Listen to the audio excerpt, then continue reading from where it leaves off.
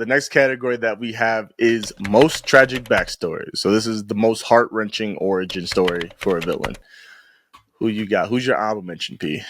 So my honorable mention, and this is a hard one because there was quite a few that I really, really, really wanted to do. But first of all, I want to give a special shout out to Lucy from Elfin Lied. Oh, okay. Tragic. Haven't seen it, so I don't know. I'm going to go with Itachi. Oh, okay, but I give it to you. I'll let that count. I mean, I almost have his best redemption arc, but that fits. But I get you. Okay. And the reason why I'm going with Itachi is like I said, hold on. First of all, I'm shook. Now it took me a second to register. Yeah, to where I'm going with it. What? Even though I don't agree with it, and we often say a lot of times, if I was that person, then this is what I would have done. Yeah.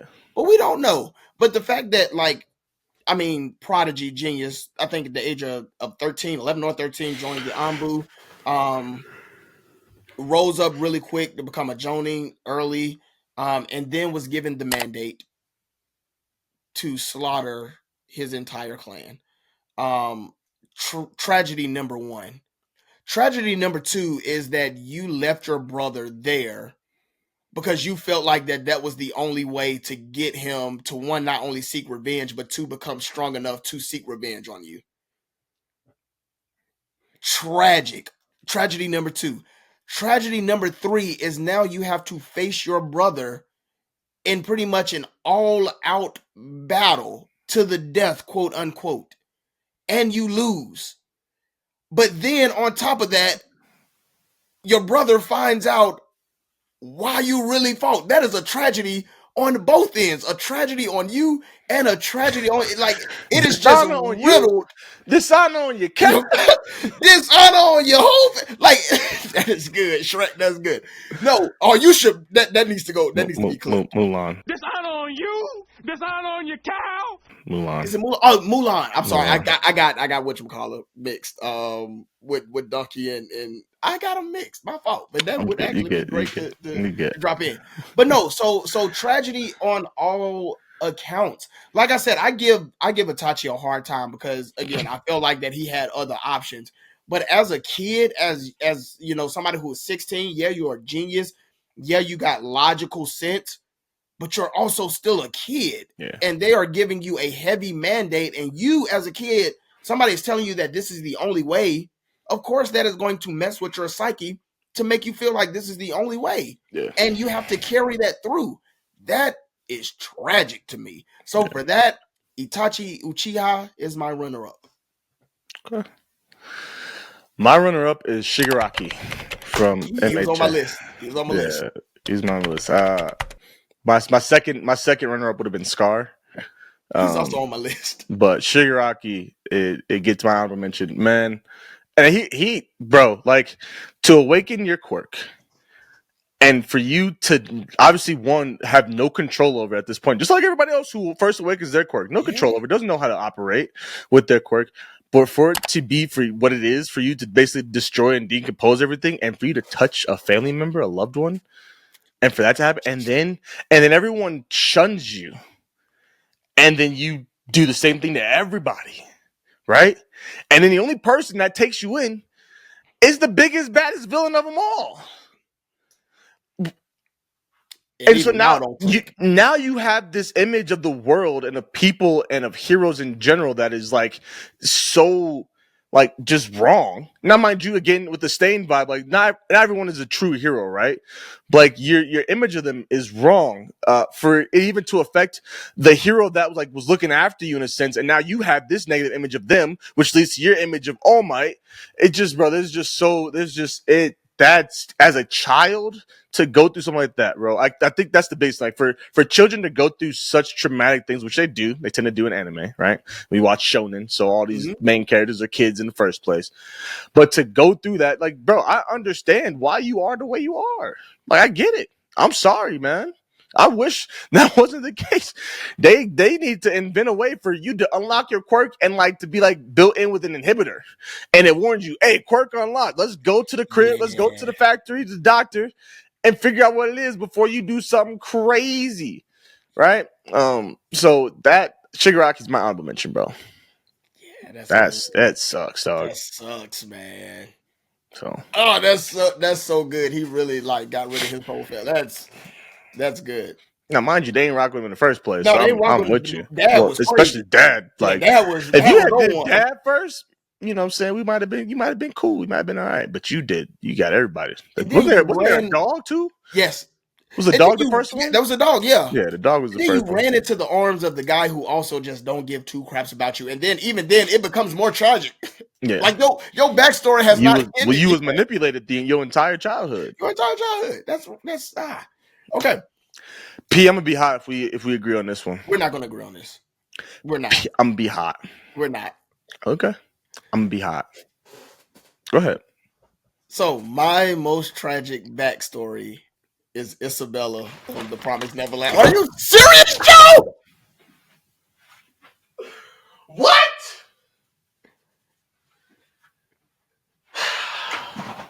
What is going on today? It's the prayer.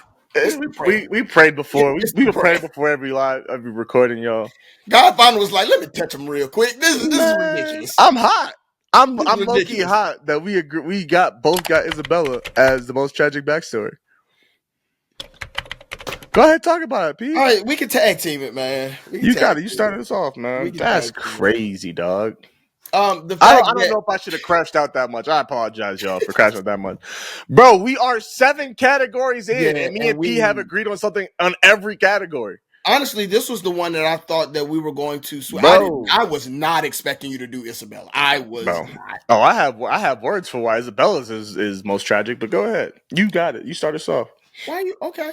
No, not words for you. I'm just saying I have strong reasons, personal reasons as why Isabella is the most tragic backstory.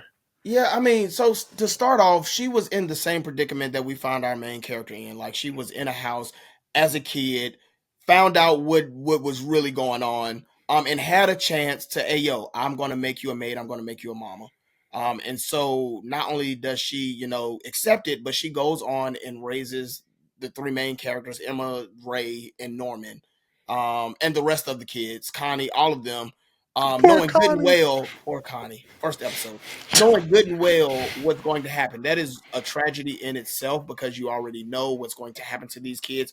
The biggest tragedy for me is that you birthed a son that you are raising to feed to demons / monsters. That is tragic, horrible, and you were going to do it.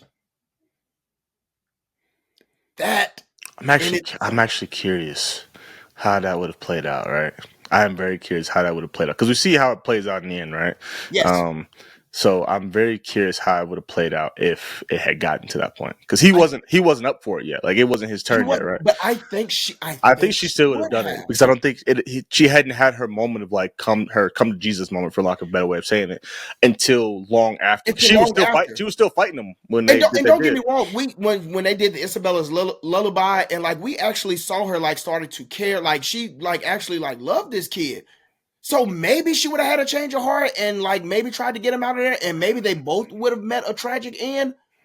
But half of me really wants to think that she would have been like, here you go. Man, listen. And I'm gonna put it in a little bit deeper, darker terms than what P did. She was trafficked as a child. See, I wasn't going to do that, but all right. She then was forced and given no other option to save her life to then now traffic other children. Gave birth to a child and then forced to traffic her own child. Not like she was evil and decided to traffic her own child. No, she was forced to do this. That's rough. As a father of 4. That's rough. Nah, bro. Nah. Like I'm heavily involved in organizations that are anti-human trafficking and give a lot of my time and resources to it, bro. But like that's if there is one cause in my entire life, like if I was like, Joe, you can only care about or give to, donate to, whatever, one single cause in your entire life, that's my cause.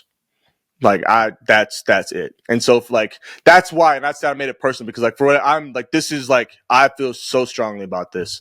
Like again, and there's so many great causes out there that I'm also involved in. Like I'd push everything else to the side and like, you can only do one. This is the one. Boy, so, and I apologize for the dark language. So I know there are people out there, and I've met people. I didn't want to. I know, and I don't know how I'm gonna handle the editing for that. I may just leave it. We'll see what happens. No, you leave. But like, bro, that, like, once I like went back and like looked at all my candidates, I'm like, bro, it's not portrayed so gruesomely and horribly, but when you really sit down and think about it, and I think that is the thing, like, because she wasn't going to be my most tragic. Honestly, Scar was going to be my most tragic. Yeah, but to wake up with your brother's arm on you, which you have no clue nothing about any of this power, bro. Yeah. So started to be mine, but as I thought about it, because really for me, the tragic part was that like you have to like. What happened to you now, you know what's going to happen to these kids, and you have to like continue like that quote unquote legacy of making that happen. But then I thought about it. Hold on, your son is in the group, and you was doing a quote unquote good job at being a mother, like, and being twofold, right? Being a good mom to these kids, where they loved you. I mean, and being a good mom for in the demons.